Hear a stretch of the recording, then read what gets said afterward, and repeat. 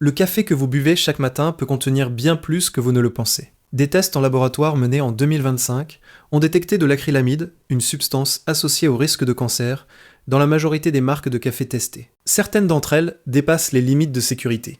Des millions de personnes boivent ces cafés tous les jours sans en avoir la moindre idée. Dans les prochaines minutes, je vais vous montrer 7 marques que vous devriez éviter et 2 qui méritent vraiment votre confiance. À la fin, vous saurez exactement ce que vous introduisez dans votre organisme. Commençons. Les 7 marques à éviter numéro 7, Chibo Family. Chibo est une marque extrêmement populaire en Europe centrale que l'on trouve parfois dans certaines enseignes de déstockage ou sur des sites de vente en ligne en France. Family est leur option économique, facilement repérable dans les rayons d'entrée de gamme. Elle coûte environ 4 € pour un paquet d'un demi-kilogramme. Sur les sites d'achat, elle affiche une évaluation apparemment bonne de 4 étoiles sur 5. Pourtant, c'est là que les choses deviennent intéressantes. Quand on lit attentivement les avis, les utilisateurs répètent inlassablement la même chose. Ennuyeux, sans corps, manque de profondeur. Ces commentaires apparaissent dans environ 40% de l'ensemble des avis. La note globale est séduisante en surface, mais l'expérience réelle raconte une toute autre histoire.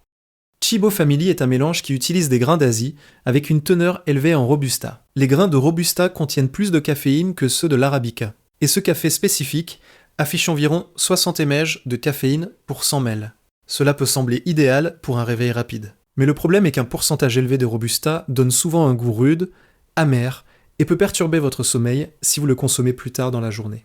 En 2025, les inspecteurs sanitaires ont détecté des non-conformités dans 3% des lots testés. Cela peut paraître minime, mais lorsque des millions de paquets sont vendus, ces 3% s'accumulent très vite. Dans les classements spécialisés, ce café n'a obtenu que 3,5 sur 5 pour le corps, body, cette sensation riche et pleine que procure une bonne tasse. Chibo Family n'offre pas cela. C'est un café de masse, créé pour les personnes qui recherchent simplement un produit rapide et bon marché. Si le vrai goût du café vous importe, il vous décevra.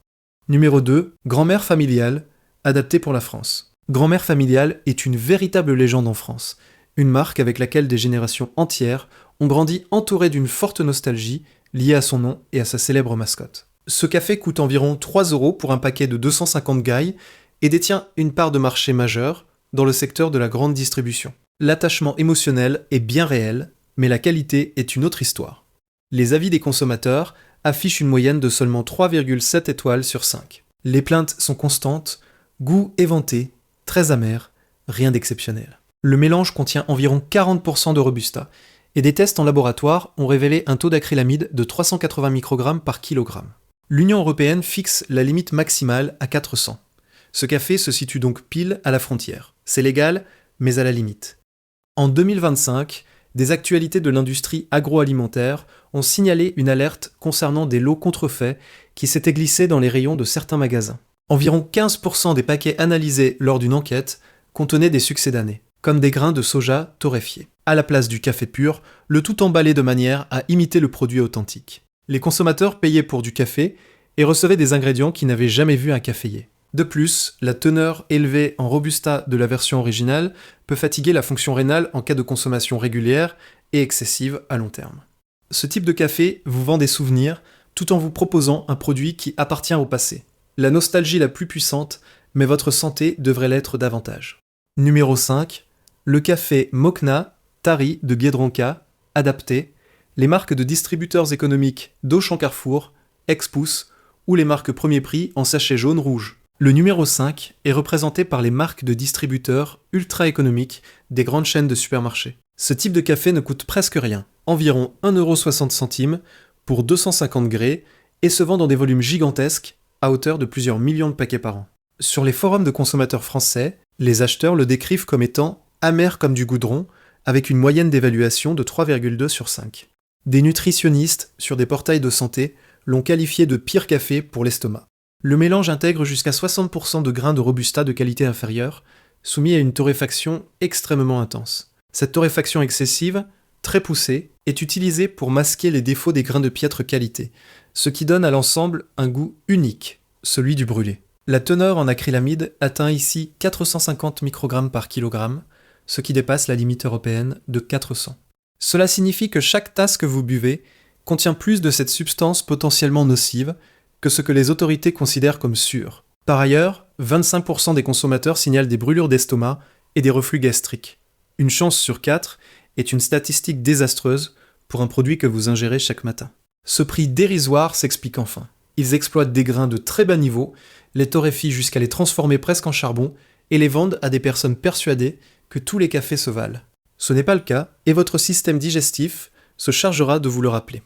Numéro 4, Bellarom de chez Lidl. Le numéro 4 est Bellarom, la marque propre de Lidl. Cette enseigne capte une part colossale des achats de café en France. Et Bellarom constitue leur option budgétaire phare. Elle coûte environ 2,40 € pour 500 grammes et jouit d'une présence massive sur le marché de détail. Sur les sites d'avis de consommateurs ou les forums d'achat en France, Bellarom obtient une note de 3,9 sur 5. À première vue, le chiffre semble acceptable, jusqu'à ce que l'on lise ce que les gens écrivent réellement. 40% des commentaires emploient des termes comme pâteux, fade et sans aucun caractère, tandis que le produit récolte de très mauvaises notes au rayon des arômes. C'est ici que la situation devient étrange. Des analyses en laboratoire menées par des associations de défense des consommateurs ont révélé des incohérences dans des paquets affichant pourtant une composition précise, mettant en lumière des mélanges non déclarés sur l'étiquette. Si les fabricants ne font pas preuve de transparence sur la composition, imaginez ce qu'ils pourraient dissimuler d'autre. Dans certains échantillons, on a même retrouvé des impuretés physiques, de petits cailloux mêlés au café moulu. De plus, des variantes contrefaites circulent sur des marchés parallèles ou des sites d'annonces non vérifiés. Bellarom est un piège déguisé en bonne affaire. Son petit prix s'accompagne d'une forte acidité génératrice de troubles digestifs, doublée d'un manque total de clarté. Numéro 3, Café d'Or, cappuccino instantané de Biedronka adapté. Les sachets de cappuccino des réseaux de hard discount. Le numéro 3 est Café d'Or, ou les variantes similaires de cappuccino en sachets individuels des supermarchés. Des produits massivement ciblés sur les étudiants ou les familles en quête d'une solution rapide et pas chère, comptez environ 1 € pour une boîte contenant plusieurs sachets. Retournez l'emballage et examinez la liste des ingrédients. Le premier ingrédient est le sucre. Le deuxième est la graisse végétale hydrogénée, le plus souvent à base d'huile de palme ou de soja. Le troisième est le sirop de glucose. Le café en lui-même n'apparaît qu'en 10e position. Les nutritionnistes français se montrent très catégoriques. C'est un dessert, pas une boisson, le sucre en est le composant principal, et le café n'est là que comme un simple additif aromatique.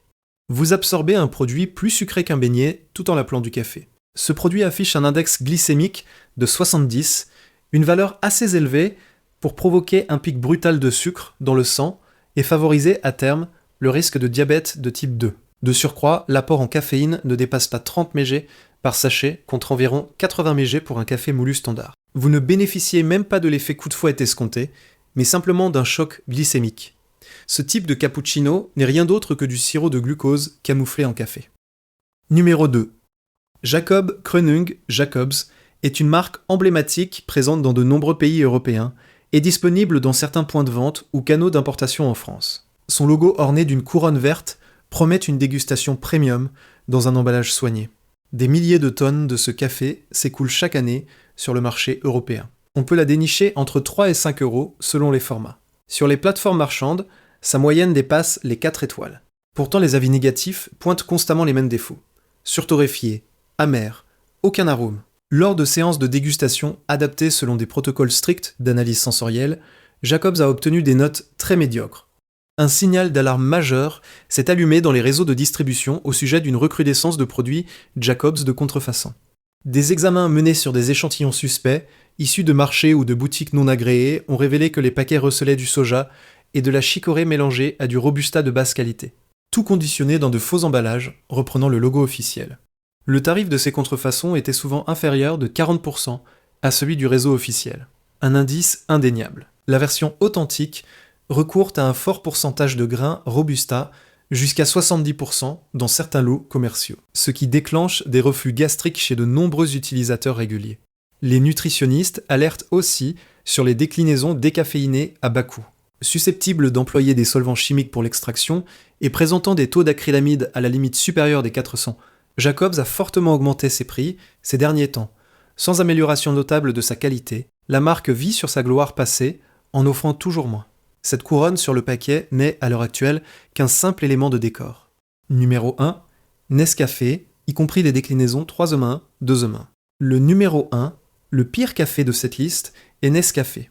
Propriété du géant Nestlé, il règne sans partage sur le marché du café soluble instantané en France. On le trouve absolument partout, à des prix abordables. Pratique et rapide, il s'avère pourtant être le produit le plus problématique de notre analyse. Attardons-nous sur les sachets 2 éon et 3 éon, ceux intégrant déjà du lait en poudre ou du sucre. Lisez les ingrédients. Le premier composant est le sucre, représentant jusqu'à 60% du poids total, suivi par des graisses hydrogénées, des émulsifiants et des stabilisants. La part réelle de café plafonne à environ 20%, et cette portion provient d'une poudre de café instantanée de la plus basse qualité qui soit.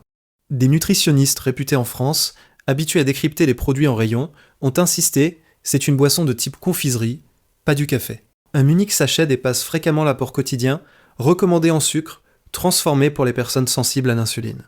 La consommation de ces formats est immense. De plus, des tests ont mis en évidence que certains lots de café instantané enregistraient des concentrations en acrylamide grimpant jusqu'à 500 microgrammes par kilogramme, soit bien au-dessus du seuil de sécurité européen fixé à 400. Sur les grandes plateformes de commerce électronique, des signalements réguliers mentionnent des faux produits Nescafé, café en vrac ou sachets remplis de mélanges de succédanés bon marché. Sur les forums de communautés d'amateurs de café en France, un tiers des membres se plaignent de troubles gastriques sévères après une consommation régulière de café instantané grand public.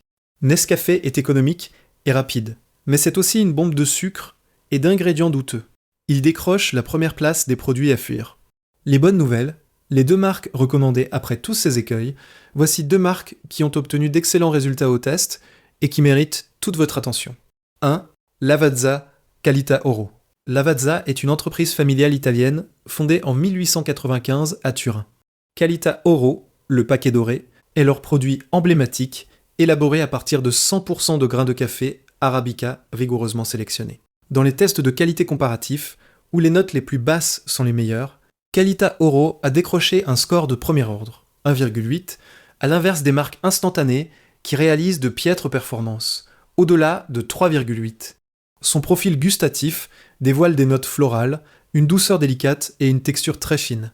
L'acidité y est naturelle et faible, ce qui la rend extrêmement douce pour l'estomac. Aucun goût de brûlé ni d'amertume agressive ici, juste l'arôme pur du café couronné d'une mousse crémeuse. Sur les sites d'achat en France, elle recueille des commentaires élogieux, plus de 4,8 étoiles sur 5. Les clients la décrivent comme parfumée et subtile. La liste des ingrédients est irréprochable. 100% café Arabica, aucun additif, aucun arôme artificiel, aucun sucre ajouté. Elle est disponible dans la plupart des grandes enseignes, Carrefour, Auchan, Leclerc, Intermarché, Système U. Elle coûte aux alentours de 4 à 6 euros pour 250. Certes, elle s'avère plus onéreuse qu'un café à 1,60 €. Mais vous payez pour des grains qui respecteront votre système digestif et n'inonderont pas votre corps de sucre ou de composants suspects. 2. Dallmayr Prodomo Crema d'Oro. Dallmayr est une maison allemande de prestige, riche d'une histoire de plus de 300 ans. Leurs déclinaisons, à l'image de Prodomo ou Crema d'Oro, s'avèrent hautement estimées. Elles exploitent principalement des grains Arabica de grande qualité, dont beaucoup proviennent d'Éthiopie et du Brésil. Dans les protocoles de tests qualitatifs, elles récoltent de superbes scores, presque identiques aux variantes premium italiennes. La saveur se distingue par une fine douceur, des touches légèrement fruitées ou de noisettes, et une texture particulièrement veloutée. La torréfaction s'effectue selon des méthodes spécifiques qui éliminent en grande partie des substances irritantes et amères, ce qui confère à ce café une réputation de grande tolérance gastrique. Sur les espaces de vente en ligne en France, il affiche des évaluations de 4,7 sur 5 étoiles. Le taux de caféine y est idéalement équilibré, ce qui en fait un excellent choix pour une dégustation l'après-midi, sans redouter de gâcher votre nuit. Le prix tourne autour de 7 à 9 euros pour un paquet de 500 gars, offrant ainsi un excellent rapport qualité-prix au gramme dans le segment premium. Ces marques vous garantissent du vrai café, dénué de risques cachés. Les 7 règles d'or pour choisir un bon café en magasin. Pour vous permettre de prendre vous-même la meilleure décision dans n'importe quel magasin en France, appliquez ces 7 règles simples. Règle 1. Examinez les ingrédients. Si le sucre, le sirop de glucose ou les graisses hydrogénées ouvrent la liste des ingrédients sur l'étiquette, reposez immédiatement le produit. Un authentique café ne comporte qu'un unique ingrédient, le café. Règle 2. Traquez les pourcentages. L'étiquetage doit stipuler en toute clarté la proportion d'Arabica et de Robusta. Si la mention indique uniquement mélange de café sans préciser de pourcentage, le fabricant dissimule des informations. Privilégiez les mélanges affichant la plus forte proportion d'Arabica idéalement au-dessus de 60% ou à 100%. Règle 3. Inspectez la provenance. Les mentions floues du type mélange de café originaire de l'UE et hors UE servent à camoufler des grains bon marché venus de n'importe où. Un café de qualité vous indiquera clairement les pays d'origine. Brésil, Colombie, Éthiopie, etc. Règle 4. Recherchez la date de torréfaction, pas seulement la date de péremption. Le café abandonne une grande part de ses huiles essentielles et de ses arômes dans les 6 mois qui suivent sa torréfaction. Si le sachet n'affiche qu'une date de péremption lointaine, ex plus de 2 ans, le café dort peut-être déjà en rayon depuis des mois. Règle 5. Analyse le conditionnement. Un café de qualité est scellé dans des sachets robustes, dotés d'une valve de dégazage unidirectionnelle. Cette petite pastille ronde à travers laquelle on peut percevoir le parfum du sachet. Bannissez les emballages transparents ou les films plastiques fins, car la lumière et l'air altèrent les qualités du café. Règle 6. Méfiez-vous des tarifs anormalement bas. Tout paquet s'affichant en deçà de 2 € pour 250 implique généralement des grains présentant des défauts. Écartez des tri premium. Une torréfaction industrielle agressive et un contrôle qualité quasi inexistant. Un café correct et sûr démarre aux alentours de 3 à 4 € pour ce volume. Règle 7. Fiez-vous à vos propres sens. Une fois le sachet ouvert chez vous, humez les grains ou le café moulu. Un bon café dégage des effluves de chocolat, de noisettes, de fruits ou de fleurs. Si l'odeur évoque exclusivement la fumée, le charbon, le rance ou le moisi, la qualité s'avère très médiocre.